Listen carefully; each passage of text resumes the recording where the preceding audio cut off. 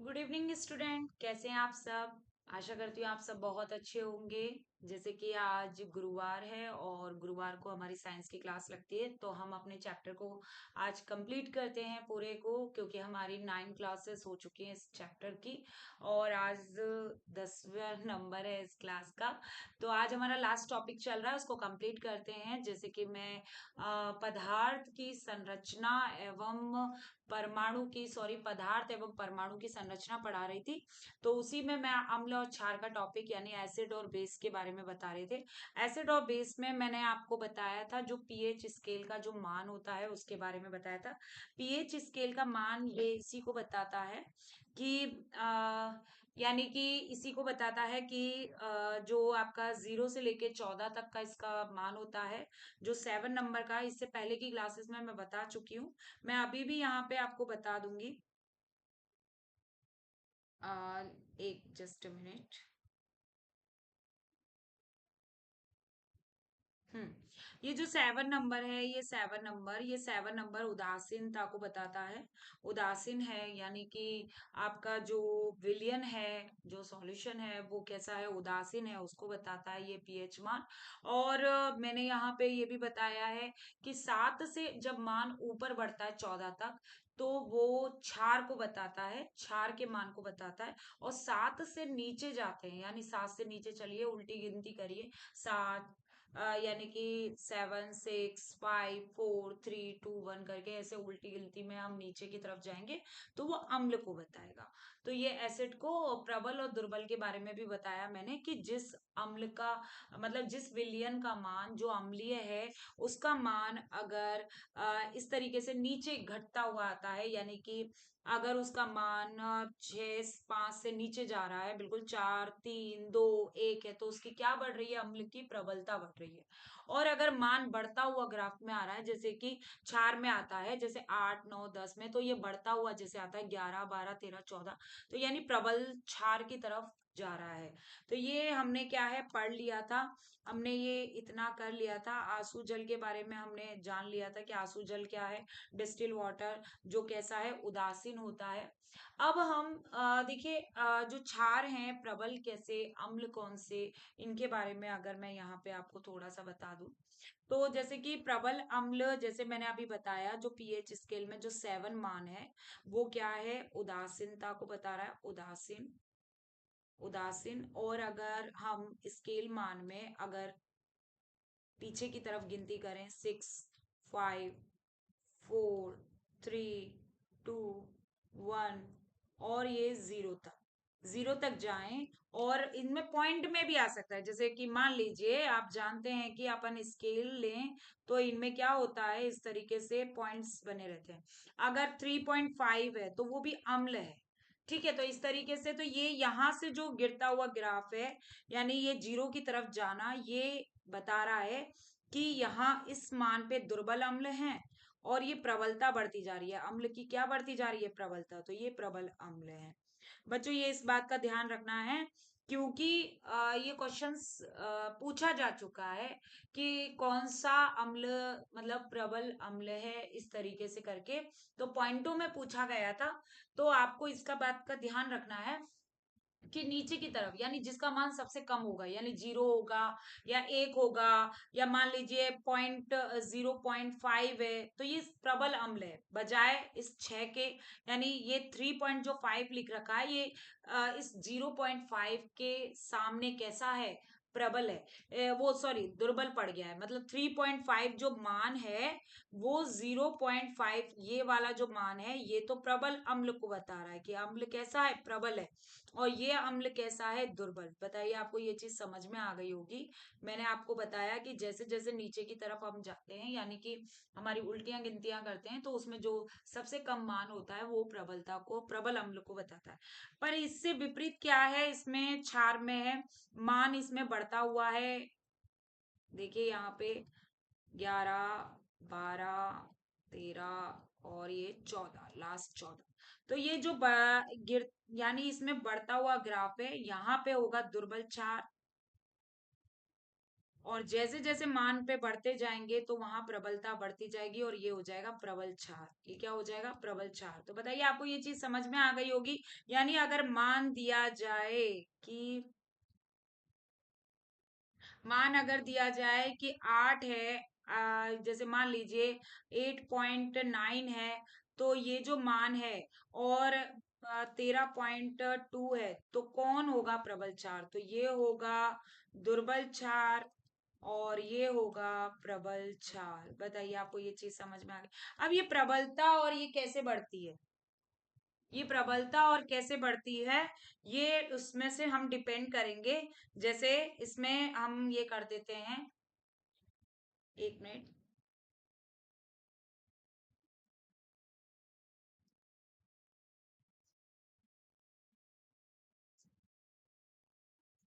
जैसे मैं अभी इसमें यहाँ पे बताती हूँ।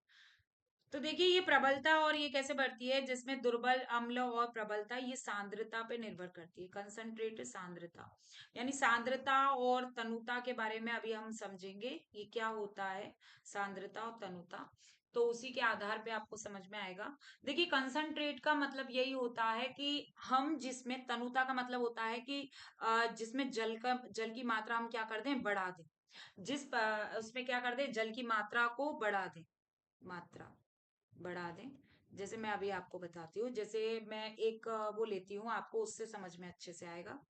जैसे मैंने आपको सबसे पहली जब क्लास ली थी तो मैंने आपको एक बात बताई थी बच्चों, कि विलयन जो होता है, क्योंकि हम यहाँ पे सांद्र विलयन और तनु विलयन के बारे में ही देखेंगे, सांद्र विलयन क्या होता है और तनु विलयन क्या होता है। तो मैंने ये चीज आपको शुरुआत में समझाई थी कि विलयन जो होता है वो बनता है विलायक प्लस विलय से, विलायक प्लस विलय। और हमेशा जो विलय होता है वो विलायक में क्या होता है, ये जो विलय होता है वो विलायक में घोला जाता है, मतलब ये मिलाया जाता है। तो इसकी मात्रा क्या है, अधिक ली जाती है क्योंकि वो अपने अंदर विलय को क्या कर रहा है, घोल रहा है। और इसकी मात्रा क्या होती है, उस विलायक की अपेक्षा कैसी होती है, कम होती है। मतलब इतनी ज्यादा नहीं होती है, कम होती है।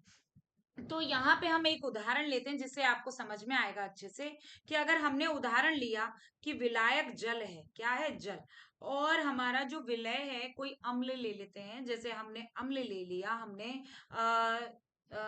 HCl यानी हाइड्रोक्लोरिक अम्ल। अभी मैं अम्ल के बारे में आपको लिखाऊंगी कौन कौन से अम्ल। तो ये हाइड्रोक्लोरिक अम्ल हमने लिया, इसको हाइड्रोक्लोरिक अम्ल कहते हैं, HCl को। अगर इसमें जल में, समझना कि जल में यानी पानी है, पानी में HCl की मात्रा क्या है, ज्यादा है, यानी इस विलय की मात्रा क्या है, ज्यादा है। और इस जल की मात्रा कैसी है, कम है, यानी कि विलायक की मात्रा कम है, कम लिया गया है, और विलय की मात्रा ज्यादा है। तो विलयन कैसा होगा, तो सांद्र विलयन होगा। कैसा होगा, सांद्र विलयन। जैसे आप चीनी और उसमें भी समझ सकते हैं कि चीनी जब चीनी ज्यादा मात्रा में ली जाती है और पानी थोड़ी सी मात्रा में लिया जाता है तो वो घुल नहीं पाती है। तब हम उसे क्या कर देते हैं, गर्म कर देते हैं, और कैसी बन जाती है, चाशनी बनती है। समझ रहे हैं आप, चाशनी एकदम बिल्कुल एकदम गाढ़ा गाढ़ा। तो उसे कंसंट्रेट कह रहे हैं, मतलब किसकी मात्रा ज्यादा बढ़ती है, इसमें विलय की मात्रा ज्यादा होती है। तो वो जो विलयन होता है वो ज्यादा अधिक कैसा है, कंसंट्रेट है, ज्यादा उसमें क्या है, चीनी की, जो मैं चाशनी की बात कर रही हूँ वो विलयन कैसा है, कंसंट्रेट है, क्योंकि उसमें चीनी की मात्रा यानी विलय की मात्रा क्या है, ज्यादा है। आपको ये चीज समझ में आ गई होगी। तो यहाँ पे ये HCl जो है हाइड्रोक्लोरिक अम्ल, इसका नाम क्या है, हाइड्रोक्लोरिक अम्ल। इसकी मात्रा ज्यादा है और जल की कम, तो बच्चों क्या हो गया, विलयन सांद्र हो गया। और ये जो अम्ल बनना है, क्योंकि पानी मिलाया है, पानी मिलाते हैं, ऐसा नहीं अम्ल में क्षार में पानी मिलाते हैं। तो ये क्या है, मिलाया, और इसमें अम्ल की मात्रा ज्यादा है और पानी की मात्रा बहुत कम है। तो ये कैसा हो गया, प्रबल अम्ल हो गया। कैसा हो गया, प्रबल अम्ल, यानी अम्ल की मात्रा बहुत ज्यादा है। आप ये चीज समझ गए होंगे। अगर मान लीजिए इसी चीज को मैं इसमें समझाऊं आपको, कि जल हमने अब क्या लिया है, अधिक मात्रा में। आप समझ रहे हैं, अधिक मात्रा में हमने पानी बहुत मात्रा में ले लिया, और क्या किया है, ये अधिक मात्रा में ले लिया पानी। मैं इधर समझा देती हूँ आपको, जस्ट मिनट। हमने जल ले लिया अधिक मात्रा में, और हमने HCl जो है हाइड्रोक्लोरिक अम्ल जो है वो हमने, जस्ट मिनट, बेटा सही से लिखना भी जरूरी होता है, क्योंकि आप फिर वही वाली गड़बड़ कर जाते हो जल्दी फटाफट फटाफट में। जस्ट क्योंकि एच जो हाइड्रोजन है वो भी बड़ा मतलब कैपिटल उसमें लिखना है। सी क्लोरीन में सी कैपिटल में, और एल आपका स्मॉल लेटर में आएगा, यानी जो सेकंड लेटर होता है तत्व का प्रतीक का वो स्मॉल लेटर में ही लिखा जाता है। इस बात को आपको ध्यान रखना है, क्योंकि कई बच्चे लिखने में बड़ी गलती करते हैं। तो ये आपको इसका ध्यान रखना है। ये आपके HCl हाइड्रोक्लोरिक हमने कैसा ले लिया, कम मात्रा में। कैसा ले लिया, कम। अब देखिए पानी की मात्रा ज्यादा है तो क्या हो जाएगा, तो ये विलयन कहलाएगा तनु विलयन, क्योंकि इसमें पानी की क्या हो गई है, ज्यादा मात्रा है। तो ये विलयन कैसा हो गया, तनु हो गया। कैसा हो गया बच्चों, तनु। तो बताइए आपको ये चीज समझ में आ गई कि तनु विलयन क्या है। और इसमें हम क्या मिला रहे हैं, अम्ल। अम्ल की बात हो रही है। तो यहाँ जो विलयन की बात की जा रही है तो ये सांद्र अम्ल है। और ये जो तनु हो गया विलयन, तो इसमें अम्ल मिला रहे हैं, तो ये कैसा है, तनु अम्ल। क्या कहलाएगा, तनु अम्ल। तो बताइए आपको ये चीज समझ में आई कि नहीं आई। अच्छे से समझ में आ गई होगी कि सांद्र अम्ल किसे कहते हैं, तनु अम्ल किसे कहते हैं। और ये उसी के आधार पे, विलयन के आधार पे। इसी प्रकार से अगर हम क्या लें, अम्ल की जगह पे क्षार ले लें, जैसे क्षार ले लें, तो वही है कि जल में अगर हम क्षार को क्या कर रहे हैं, मिला रहे हैं, और इसकी मात्रा अधिक है, इसकी मात्रा अधिक है और जल की मात्रा कैसी है, कम है, तो क्या बनेगा, वो विलयन भी सांद्र विलयन कहलाएगा, कंसंट्रेट। और इसको बोलेंगे हम सांद्र क्षार। ये कैसा विलयन है, क्षारीय विलयन। कैसा है, सांद्र है। कैसा है, क्षारीय विलयन सांद्र है, कंसंट्रेट है। और इसमें अगर हम जल की मात्रा क्या कर दें, अधिक कर दें, एकदम पानी को ज्यादा मिला दें, और क्या कर दें, क्षार की मात्रा कम कर दें, यानी क्षार हम कोई सा भी ले सकते हैं, NaOH ले लिया, इसको बोलते हैं सोडियम हाइड्रोक्साइड, इसका नाम है सोडियम। Na और OH का मान तो आपको पता है, मैंने लिखाया है आपको, हाइड्रोक्साइड। ठीक है, तो सोडियम हाइड्रोक्साइड कहते हैं इसे। और ये क्षार है और इसमें पानी की मात्रा ज्यादा है, तो क्या है, और क्षार की मात्रा कम है, तो क्या हो जाएगा, ये जो वो है क्षार, क्षारीय विलयन जो है वो कैसा हो जाएगा, तनु हो जाएगा, यानी इसको हम तनु क्षार कहेंगे। आपको ये चीज समझ में आ गई होगी। और प्रबलता इसी से बढ़ती है। तो अगर मैं यहाँ पे बोलूं कि ये कैसा क्षार हो गया जिसमें क्षार की मात्रा कैसी है, अधिक है, यानी ये जो क्षार है NaOH, इसकी मात्रा ज्यादा है, पानी की कम है, तो ये प्रबल क्षार कहलाएगा। बताइए आपको ये भी चीज समझ में आ गई होगी। और अगर क्षार की मात्रा कम है और पानी ज्यादा मिला हुआ है, तनु विलयन है, तो क्या हो जाएगा, दुर्बल क्षार कहलाएगा। वो क्या कहलाएगा, दुर्बल क्षार। तो एक आपको मैं बताऊं, बाथरूम बाथरूम जो फर्श वर्श साफ किए जाते हैं, या लेटरिन बाथरूम साफ किए जाते हैं, तो नमक का पानी, नमक का पानी का मतलब वही होता है, एसिड ही होता है, उसमें पानी की मात्रा ज्यादा होती है, यानी HCl ही होता है उसमें, HCl यानी कि ये नमक बनाने में सहायक होता है, HCl। और ये इसीलिए इसको नमक का अम्ल भी बोलते हैं। तो ये नमक का जो पानी उसे बोलते हैं, उसमें क्या होता है, वो तनु तनु अम्ल होता है, जो हम लेटरिन बाथरूम जो साफ की जाती है, वॉश की जाती है, तो में वो चीज तो पहले क्या होती थी कि दुकान पे मिल जाती थी आसानी से, एसिड मिल जाता था। अब वो बैन कर दिया है, वो बिल्कुल बैन है, वो सरकार ने, सुप्रीम कोर्ट ने उस पर बिल्कुल बैन लगा दिया। और तो ये चीजें अभी भी क्या है, लेटरिन बाथरूम और इनके लिए साफ करने के लिए एसिड मिलता है, पर वो कैसा होता है, बिल्कुल तनु होता है, बिल्कुल उसमें पानी की मात्रा सबसे ज्यादा होती है। और जो एसिड की मात्रा होती है वो बहुत कम होती है, इस वजह से। पर फिर भी वो हार्मफुल होता है, धुआं निकलता है, उस धुएं से हार्म होती है बहुत ज्यादा। और साथ ही साथ वो क्या है कि आप भी जानते हैं कि हाथों पे गिरेगा तो हाथ भी क्या है, नरम हो, थोड़ा जलन होने लगती है और वो होने लगती है। तो ये वो भी क्या है, दूर दूर रहना चाहिए उससे भी, क्योंकि आजकल तो उसकी जगह पे बहुत सारी चीजें, बाथरूम बाथरूम सब साफ करने के, टाइल्स वाइल्स साफ करने का काफी सारे साधन आ चुके हैं। फिर भी क्या है कि अभी भी वो एसिड जो है बाथरूम के लिए यूज किए जाते हैं और वो थोड़ा सा नुकसानदेह होता है। मैं अब यहाँ पे ये तो आपको समझ में आ गया होगा कि तनु क्या होता है, प्रबल क्या होता है। तो मैं इसमें कुछ आपके लिए अम्लों के उदाहरण बताना जा रही हूँ, जिसमें आप समझ जाएंगे कि प्रबलता और उसमें प्रबल अम्ल क्या है और कुछ उनके क्या है, आपको सूत्र भी ध्यान रखने हैं। अगर मैं बात करूं यहाँ पे प्रबल अम्ल की, आपको ध्यान रखना है कि प्रबल अम्ल और इसमें दुर्बल अम्ल, मैं यहाँ पे अभी अम्ल की बात कर रही हूँ, तो दुर्बल अम्ल। तो प्रबल अम्ल में बात करें, हाइड्रोक्लोरिक अम्ल, ये जो होता है ये प्रबल अम्ल होता है और ये हमारे अमाशय में, स्टमक में भी निकलता है। ये जठर रस जो होता है उसमें एचसीएल हाइड्रोक्लोरिक अम्ल निकलता है, यानी अमाशय में रस जो निकलता है उसमें ये हाइड्रोक्लोरिक अम्ल निकलता है। ये पाचक में सहायक होता है हमारे शरीर के अंदर, समझ रहे हैं? इतना मतलब प्रबल अम्ल हमारे शरीर के, खुद के शरीर के अंदर निकल रहा है, तभी तो मतलब जो खाना होता है उसका माध्यम भी अम्लीय हो जाता है और उसको पचाने में क्या है, सहायक होता है। और जीवाणुओं से भी क्या करता है, बचाता है। कोई हानिकारक जीवाणु जैसे पहुंच जाए तो वो भी अम्ल के साथ क्रिया करके क्या नष्ट हो जाते हैं ज्यादातर।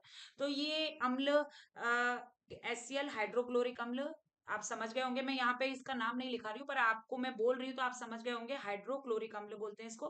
H2SO4 सल्फ्यूरिक अम्ल, यानी कि गंधक का अम्ल, ये सल्फ्यूरिक अम्ल है। हाइड्रोजन सल्फेट भी बोल सकते हैं इसको। हाइड्रोजन सल्फेट यानी सल्फ्यूरिक अम्ल, ये भी प्रबल अम्लों में गिना जाता है। सेकंड नंबर पे आप हाइड्रोक्लोरिक के बाद H2SO4।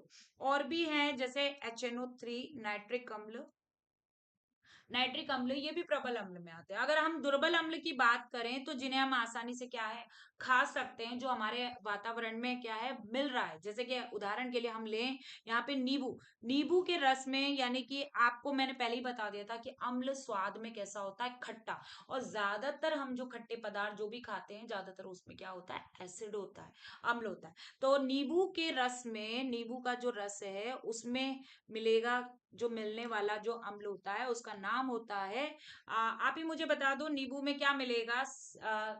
सिट्रिक अम्ल। क्या मिलेगा? सिट्रिक अम्ल मिलता है। तो इसमें मैं यहाँ पे लिख देती हूँ साइट्रिक अम्ल, सिट्रिक और साइट्रिक वही, ठीक है, सिट्रिक अम्ल, या आप साइट्रिक अम्ल भी लिख सकते हैं। तो देखिए, नींबू के रस में हो गया, नींबू रस में, इमली के रस में, इमली के रस की बात करें तो इमली के रस में यहाँ पे दूसरा पेन से जिसको आपको समझ में आए, टार्ट्रिक अम्ल। क्या है? टार्ट्रिक अम्ल, टार्ट्रिक अम्ल। अब उसमें टाइट्रिक भी अम्ल बोलते हैं, तो इसलिए आपको ये टाइट्रिक अम्ल समझ में आ गया होगा। और अगर इसमें बात करें सिरके में, सिरके का, सिरका, ठीक है, बात करें, अभी रुको जस्ट मिनट, सिरका।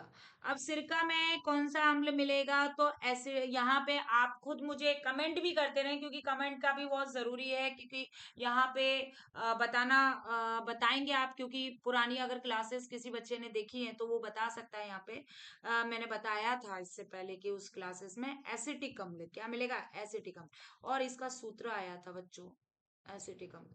मैं इसलिए कह रही हूँ क्योंकि ये अम्ल पूछा गया है बच्चों, इसका ध्यान रखना है, ये अम्ल पूछे गए हैं। इसलिए कि सिरका में कौन सा अम्ल मिलता है, एसिटिक अम्ल, CH3COOH। जब मैंने सूत्र लिखाया था तो आपको बताया था।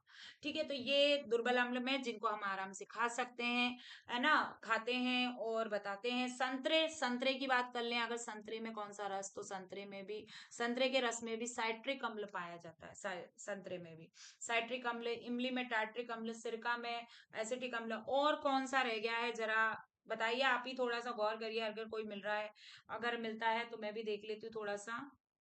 और इमली हो गया, साइट्रिक अम्ल हो गया, मोस्टली आपको बता दिया है। अगर मान लीजिए आमचूर में पूछा जाए, आम, आम भी तो भाई केरियां खट्टी होती हैं, तो उसमें कौन सा मिलता है, तो उसमें भी टार्ट्रिक अम्ल, भाई आमचूर से भी टार्ट्रिक अम्ल बनाया जाता है, तो उसमें भी टार्ट्रिक अम्ल।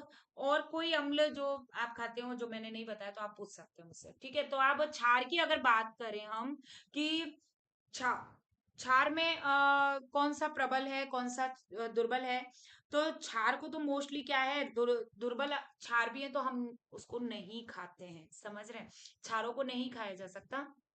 मोस्टली है ना, क्षार जो होते हैं इनको हम बच्चों यहाँ पे मैं लिख देती हूँ भस्म भी कहते हैं। और अगर प्रबल क्षार की बात की जाए और दुर्बल क्षार की बात करें,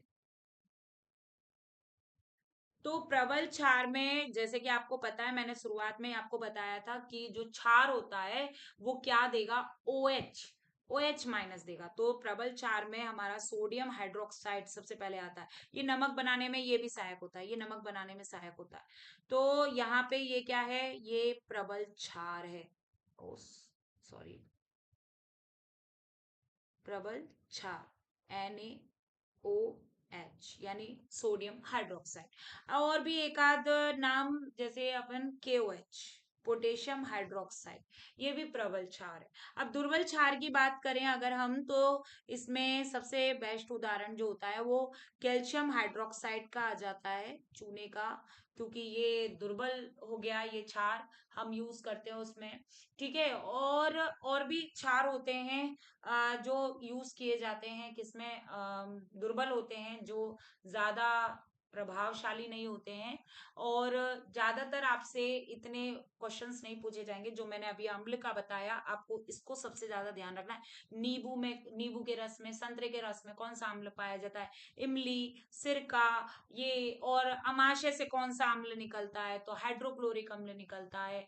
ये भी पूछा जाए, आपसे पूछा जाए फॉर्मिक अम्ल क्या है, फॉर्मिक अम्ल ये पूछा गया है। देखिए मैं यहाँ लिख देती हूँ, शायद हो सकता है आपको नहीं वहां दिखाई दे मेरे फोटो की वजह से, क्योंकि तो मैं यहाँ लिख देती हूँ, फॉर्मिक अम्ल के बारे में पूछा जा चुका है। तो ये फॉर्मिक अम्ल, ये एक ऐसा अम्ल है जो क्या है,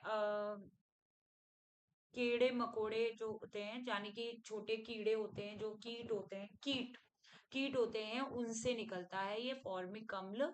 और ये फॉर्मिक अम्ल की, जो अम्ल की वजह से ही क्या है, क्या है,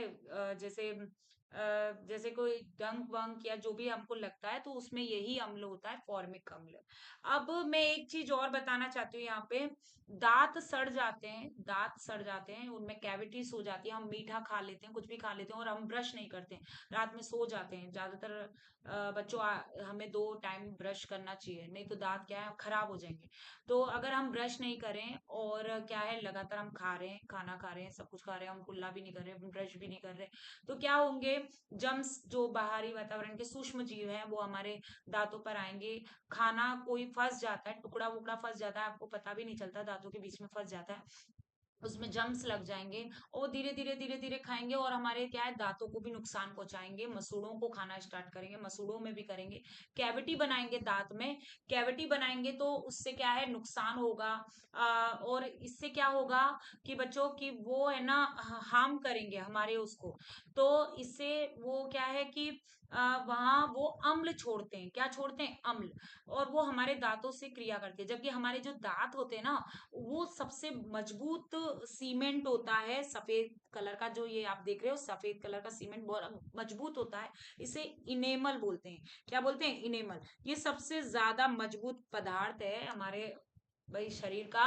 और इसको भी क्या कर देते हैं वो, एसिड से, एसिड क्या होता है, एसिड तो बिल्कुल जलाने और गलाने का वही काम है, तो इसमें भी कैविटी कर देते हैं, वो कैविटी। तो ये कैविटी कर देते हैं, और दांत हमारा पूरा क्या है, खराब हो जाता है, मसूड़ा भी, और पूरा उससे हार्म होता है, दर्द होता है, सब होता है। तो इसीलिए क्या किया जाता है, अम्ल को उदासीन करने के लिए, जो अम्ल को उदासीन करने के लिए उस पर क्या किया जाता है, क्षार यानी पेस्ट। पेस्ट यानी कि क्या लिया जाता है, जैसे आप कोई भी पेस्ट करते होंगे, टूथपेस्ट जो भी है, आप पेप्सोडेंट करते हो, कोलगेट करते हो कोई, या फिर आप दंत कांति जो पतंजलि का है, तो आप कोई भी पेस्ट करते हो, कोई भी पेस्ट करते हो A to Z, तो वो कैसा होता है, उसकी जो जो उसका जो पदार्थ होता है, पहले तो नीम की दातुन की जाती है, और आपको पता है ना, नीम का क्या है, उसमें क्षार निकलता है, कड़वापन जो है वो क्षार है उसके अंदर। तो वो क्षार के नीम की दातुन कर ली, नमक और थोड़ा सा उसमें वो रख लिया, लौंग वोंग कुछ इस तरीके से रखे जाते हैं। आज उसी के ही काफी सारे वो चल रहे हैं, पेस्ट चल रहे हैं, जैसे दंत कांति वाला पेस्ट है, तो उसमें भी वो, और भी पेस्ट चलते हैं, बबुल करके, तो उसमें भी इस तरीके से मिलाया जाता है, उसमें पेस्ट के, लौंग मिला दी, ये मिला दी, तो ये क्या है, उनसे क्षार निकल रहा है और वो क्षार क्या करता है, अम्ल से क्रिया करेगा, अम्ल से क्रिया करेगा और क्या बना देगा, उसे उदासीन कर देगा। क्या कर देगा, उदासीन। तो इसीलिए पेस्ट में गुण भी यही होता है कि क्षार का गुण होता है, तो वो उदासीन कर देगा। तभी क्या होता है कि हमारे दांतों में कीड़े नहीं लगते भैया, कीड़े तो वही छोड़ेंगे जो जम्स होते हैं, कीड़े नहीं बोलना चाहिए, जम्स बोलना चाहिए, सूक्ष्म जीव है ना, कीड़े नहीं, सूक्ष्म जीव। तो जो सूक्ष्म जीव हमारे दांतों में लग जाते हैं, वो सूक्ष्म जीव क्या करते हैं, वो अम्ल छोड़ देते हैं, और अम्ल छोड़ने की वजह से क्या हो जाता है, हमारे दांतों में दर्द यानी कैविटीज होती है। ये आपको समझ में आ गया होगा कि दांत क्यों सड़ जाते हैं, क्योंकि सूक्ष्म जीव जो लगते हैं वो अम्ल छोड़ते हैं। तो और जो डंक लगता है, मधुमक्खी का डंक हो गया या किसी बिच्छू का डंक हो गया, वो भी अम्ल अम्ल छोड़ा जाता है। और इसीलिए अगर मधुमक्खी का डंक लग गया तो कहते हैं कि बेकिंग पाउडर। हाँ, क्षार जो है, दुर्बल क्षार में एक और क्षार होता है बेकिंग पाउडर, यानी कि सोडियम बाइकार्बोनेट।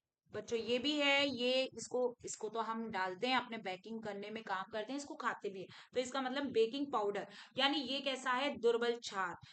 NaH क्या होगा, NaHCO3, यानी सोडियम बाइकार्बोनेट, ये भी दुर्बल क्षार है। और ये ना बेकिंग पाउडर है, बेकिंग पाउडर को आप क्या है, आप लगा सकते हैं किस पे, जब कोई दर्द यानी वो अम्ल मतलब कोई मधुमक्खी का डंक मार जाए या कोई डंक मार जाए। एक और होता है मैग्नीशियम हाइड्रोक्साइड। मैग्नीशियम हाइड्रोक्साइड भी क्या है, दुर्बल दुर्बल क्षार है।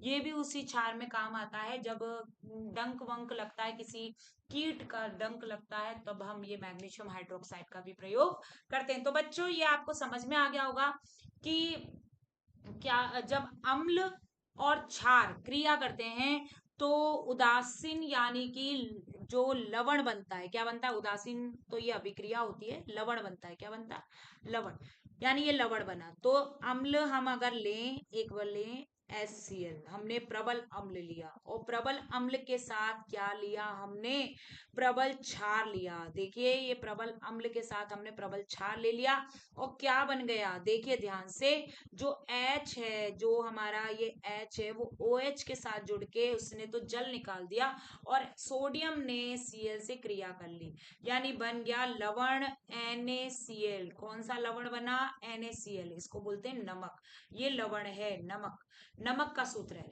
और क्या निकल गया, H2O। देखिए क्रिया संतुलित है, इसको बोलते हैं बच्चों उदासीन अभिक्रिया।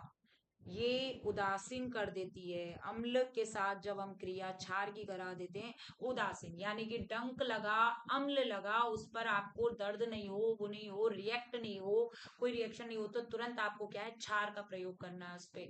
तो ये क्या हो गया, अम्ल क्षार की क्रिया, और क्या बना, यानी कि लवण बना। तो ये उदासीन अभिक्रिया आपको समझ में आ गई होगी। चलिए हम कुछ ऐसी चीजों का और करते हैं कि हम कैसे पता करें, कैसे पता करें कि ये प्रबल अम्ल है कि दुर्बल अम्ल, वो ये तो हमने पता कर लिया, प्रबल अम्ल और दुर्बल अम्ल। हम ये पता करते हैं कि अम्ल है कि क्षार है, ये भी तो पता करना जरूरी है कि अम्ल है कि क्षार है। तो ये पता करने के लिए हम सूचकों का प्रयोग करते हैं, किसका प्रयोग करते हैं, सूचक, यानी कि सूचक बताते हैं कि अम्ल है कि क्षार है। तो प्राकृतिक सूचक, प्राकृतिक सूचक और कृत्रिम सूचक, यानी जो सूचक होते हैं वो दो प्रकार के होते हैं, प्राकृतिक सूचक और कृत्रिम सूचक।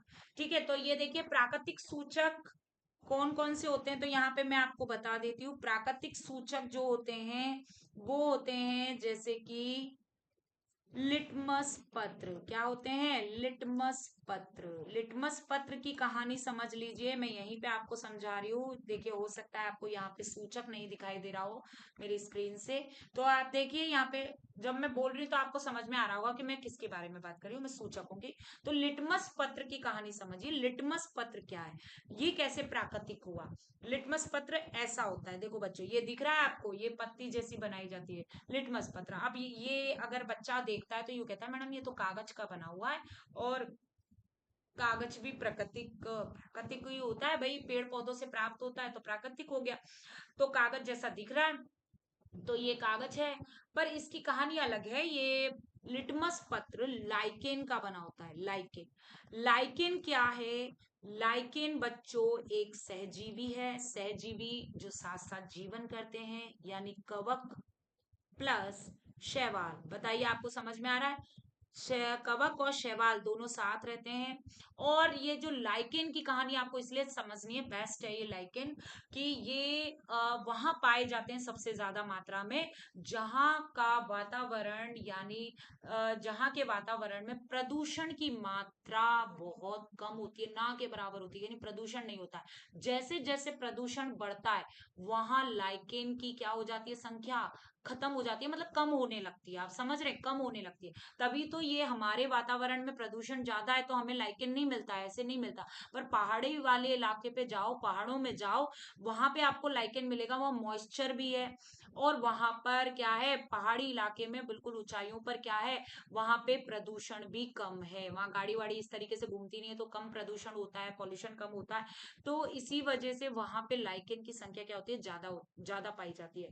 और लाइकेन क्या होते हैं? कवक प्लस शैवाल। ये कवक क्या करते हैं आपको बता देती हूँ मैं। यहाँ पे और भी क्लासेस जब हम लेंगे जीव विज्ञान की, तब आपको बताऊंगी। वहां पे कवक प्रकाश संश्लेषण क्रिया नहीं कर सकते, अपना भोजन स्वयं नहीं बना सकते, तो ये क्या करते हैं? ये शैवालों से अपना भोजन ग्रहण करते हैं।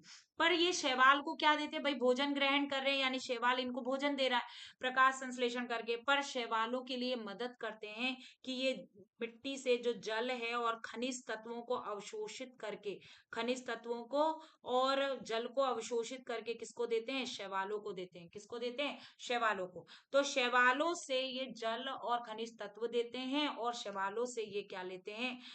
भोजन लेते हैं। क्या लेते हैं? भोजन। बताइए, आपको ये चीज समझ में आ गई होगी कि लाइकेन क्या है। और मैंने जैसा आपको बताया कि जहां पे प्रदूषण बढ़ने लगता है, तो लाइकेन क्या होने लगते हैं? कम। तो लाइकेन इंडिकेटर हैं, एक सूचक हैं किसके?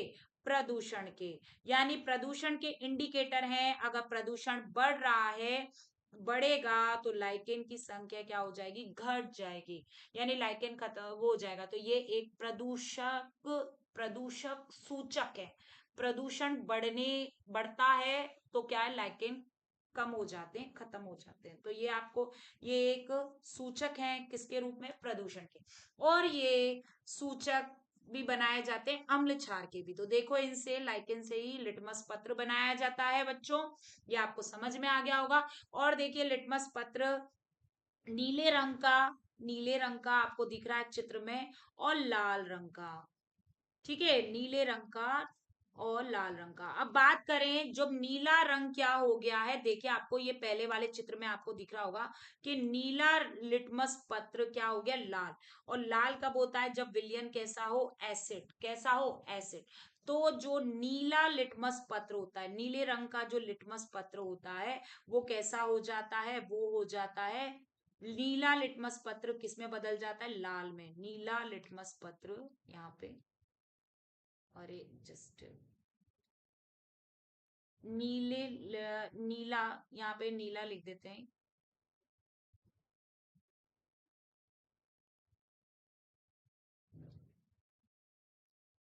नीला लिटमस पत्र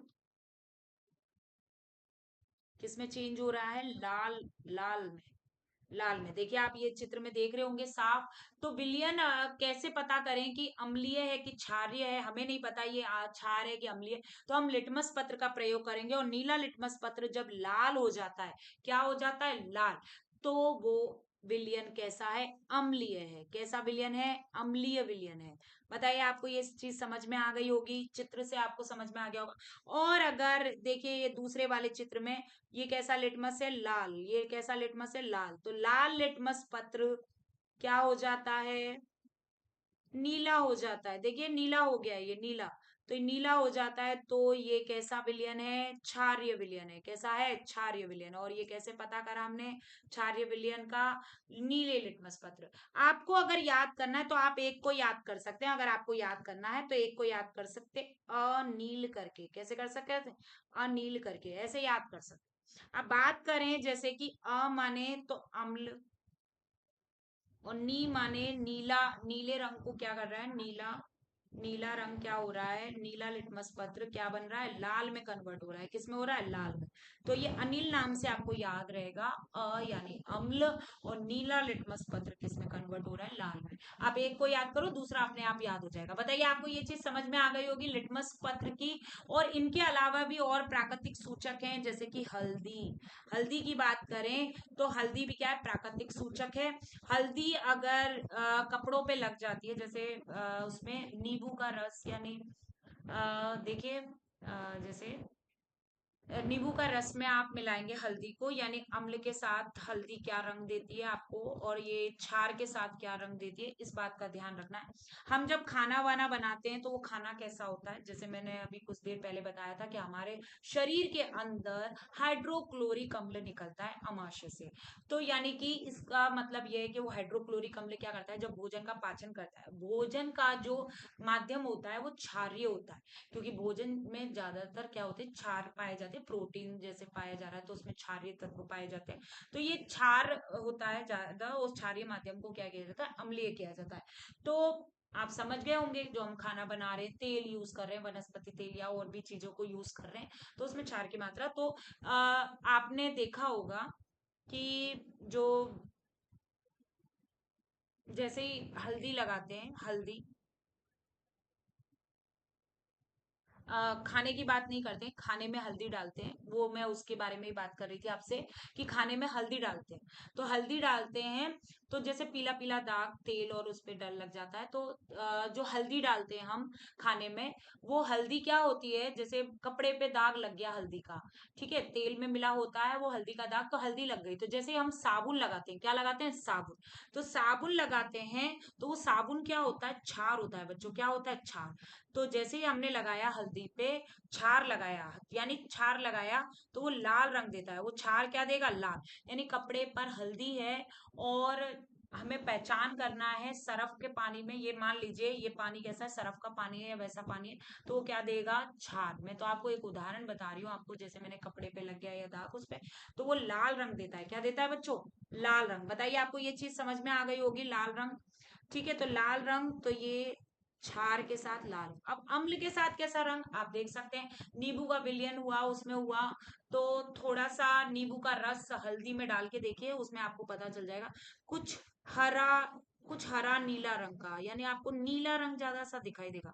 तो हरा नीला रंग सा जो दिखाई देता है, वो क्या होता है, अम्ल का बताता है। किसका बताता है, अम्ल का। तो बताइए, हल्दी अम्ल के साथ नीला रंग सा देती है, हरा नीला रंग सा देती है, और क्षार के साथ लाल रंग देती है, क्या देती है, लाल रंग। तो ये था कौन सा, लिटमस पत्र, प्राकृतिक वाला, और हेल्दी भी प्राकृतिक। इसी प्रकार से गुड़ैल की पंखुड़ी भी, गुड़ैल होता है थोड़ा लाल कलर का, तो गुड़ैल की जो पंखुड़ियां होती हैं वो भी क्या देती हैं, ये प्राकृतिक सूचक हो गए। तो ये भी अम्ल और क्षार के साथ क्रिया करती हैं। तो अम्ल के साथ कैसा रंग देंगी, क्योंकि ये पेपर में आ चुके हैं, तो ये अम्ल के साथ कैसा और क्षार के साथ कैसा देती है, इनकी पंखुड़ियां कैसी होती हैं, इनकी पंखुड़ी होती है लाल कलर की, कैसी, लाल कलर की। तो बात करें अगर हम अम्ल के साथ, कि अम्ल के साथ वो किस तरीके से गुड़ैल की पंखुड़ियां देती है, तो गुड़ैल की पंखुड़ियां अम्ल के साथ गुलाबी रंग सा देती है, कैसा देती है, गुलाबी रंग। तो वो लाल रंग कैसा हो जाता है, गुलाबी। और क्षार के साथ कैसा देती है, हरा रंग सा, कैसा देती है बच्चों, हरा रंग सा। तो ये बताइए, ये चीज आपको समझ में आ गई होगी कि गुड़ैल की पंखुड़ियां कैसा देती है, अम्ल के साथ गुलाबी रंग, और क्षार के साथ हरा रंग देती है। अब बात करते हैं कौन से सूचक की, कृत्रिम सूचक की। भाई ये प्राकृतिक सूचक तो आपको मैंने बता दिया, कृत्रिम सूचक जो क्या है, केमिकल, केमिकल से बनाए जाते हैं, रसायन से बनाए जाते हैं, और प्रयोगशाला में बनाए जाते हैं। देखिए, ये प्रयोगशाला के कुछ चित्र मैं आपके लिए ले आई हूं, तो ये आपको समझ में आएगा। जैसे पहला है, पहला मिथाइल ऑरेंज इंडिकेटर, यानी सूचक, कृत्रिम सूचक है मिथाइल ऑरेंज। मिथाइल ऑरेंज जो होता है, ये मिथाइल ऑरेंज जैसे आपको इसमें दिख रहा है चित्र में, तो पीएच देखिए, यहाँ पे पीएच का मान 2 है। अगर पीएच का मान 2 है तो क्या होगा, जल्दी से बताइए, पीएच का मान 2 है तो विलयन कैसा है, कैसा है, अम्लीय है भाई, अम्लीय। तो अम्ल के साथ कैसा रंग दिया है आप बता दीजिए, यहाँ पे आपको दिख रहा होगा कि अम्ल के साथ कुछ लाल रंग का दिया है, लाल। ठीक है, लाल रंग का क्या है, सूचक देते हैं मिथाइल ऑरेंज। मिथाइल ऑरेंज कैसा है, लाल रंग का देता है। तो वो हो जाता है लाल रंग में। और अगर क्षारीय विलयन है, देखिए PS7 है, 7 से ऊपर होना चाहिए वैसे तो। PS7 का मतलब होता है उदासीन। PS7 का क्या मतलब है, उदासीन। उदासीन। पर हमें 7 से ऊपर जाना चाहिए ना, 7 से ऊपर जाएगा, थोड़ा सा भी पॉइंट से ऊपर, थोड़ा भी पॉइंट से ऊपर होगा तो क्या हो जाएगा, क्षारीय हो जाएगा। क्या हो जाएगा, क्षारीय। तो ये PS से ऊपर, जैसे 7 से ऊपर हो गया क्षारीय विलयन, और इससे देगा पीला रंग। क्या देगा, पीला। तो मिथाइल ऑरेंज की बात करें, यहाँ पे आपको समझ में आ गया होगा मिथाइल ऑरेंज के बारे में, कि अम्ल के साथ मिथाइल ऑरेंज क्या देता है, अम्ल के साथ मिथाइल ऑरेंज देता है लाल रंग। और क्षार के साथ क्या देता है, पीला रंग। ये आपको ध्यान। तो क्षार के साथ मिथाइल ऑरेंज, पीला रंग। तो नेक्स्ट एक और होता है कृत्रिम सूचक, उसको हम बोलते हैं फिनेप्थेलिन। ठीक है, तो ये जो कृत्रिम सूचक जो होता है, ये आपको चित्र में जहां पे दिख रहा है, इसको बोलते हैं फिनॉल। फिनॉल से उससे बना होता है, तो इसलिए इसको बोलते हैं फिनॉल थिलिन। थिलिन। ठीक है, ये भी एक सूचक है, कृत्रिम सूचक है। और देखिए यहाँ पे अम्ल के साथ, अम्ल के साथ रंगहीन कलर देता है, मतलब रंगहीन। और क्षार के साथ गुलाबी रंग देता है। क्षार के साथ कैसा, गुलाबी रंग। बताइए, आपको ये समझ में आ गया होगा कि अम्लीय विलयन में रंगहीन रह हो जाता है, मतलब अम्लीय जो विलयन है उसका कलर लेस हो जाता है, रंगहीन हो जाता है। और क्षारीय विलयन कैसा, उसके साथ ये सूचक कैसा हो जाता है, गुलाबी रंग हो जाता है। बताइए, ये आपको समझ में आ गया होगा कृत्रिम सूचक। और उसमें मैंने अभी आपको उदासीन अभिक्रिया भी बता दी, मैंने आपको क्षार विलयन और इनके बारे में भी बताया। तो बताइए, आपको ये चीजें समझ में आ गई होंगी अच्छे से। और तो मोस्टली मैंने आपको इस चैप्टर का सारे पार्ट्स करा दिए हैं। नेक्स्ट जो हमारा टॉपिक स्टार्ट होगा वो अम्ल क्षार, वो सॉरी, हाँ, अम्ल क्षार ही बोल रहा है क्योंकि अभी हमारा टॉपिक वही चल रहा था, धातु का चलेगा। तो धातु, हम उसमें धातु अधातु खनिज तत्वों के बारे में और इनके बारे में पढ़ेंगे। नेक्स्ट टॉपिक हमारा यही रहेगा, जिसमें जैसे आपको इसमें। तो बताइए, ये आपको चीजें समझ में आ गई होंगी। ये चैप्टर काफी बड़ा लेंदी हो गया, और आपको अच्छे से मैंने कोशिश ये करी है कि मोस्टली आपको सारी चीजें मैंने बताई हैं। देखिए, मैं जो चैप्टर है वो खनिज धातु पढ़ाऊंगी इसके बाद। वैसे तो परिवर्तन वाला छोटा सा टॉपिक है, छोटा सा ही है, भौतिक रासायनिक परिवर्तन। ये मोस्टली मैं इसमें भी मोस्टली मैं आपको कवर करा चुकी हूँ।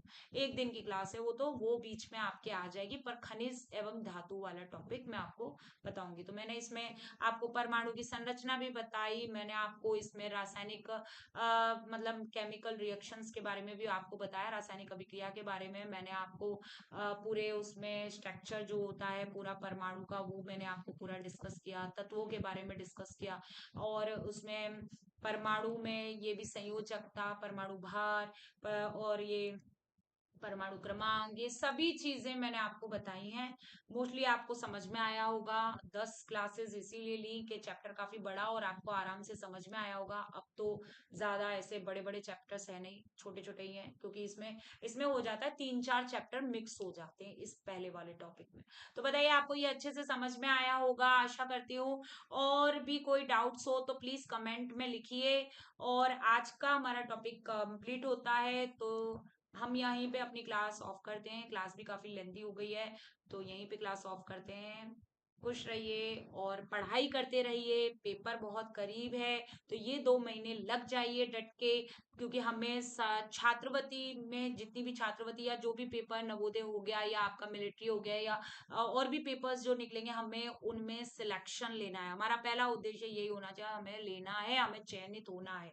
और चयन होना है तो बच्चे बिना, देखिए, भाग्य भी जब ही साथ देता है, कर्म के साथ ही साथ देता है। कर्म तो करना पड़ेगा, और कर्म के लिए आपको पढ़ना पड़ेगा, आपको पढ़ना पड़ेगा। आप छोटे बच्चे हो, 8वीं क्लास में हो, तो आप कम से कम घर पे सेल्फ स्टडी के लिए 3 घंटे अपने लिए जरूर निकालें। 3 या 3 ही बोलूंगी मैं, ज्यादा नहीं है, ज्यादा इतना हो के आप बिल्कुल 3 घंटे भी अगर मन लगा के आप पढ़ोगे, बिल्कुल एकदम मन लगा के उसमें पढ़ोगे, अपने खुद की सेल्फ स्टडी करोगे, तो आपका सिलेक्शन 100% होगा।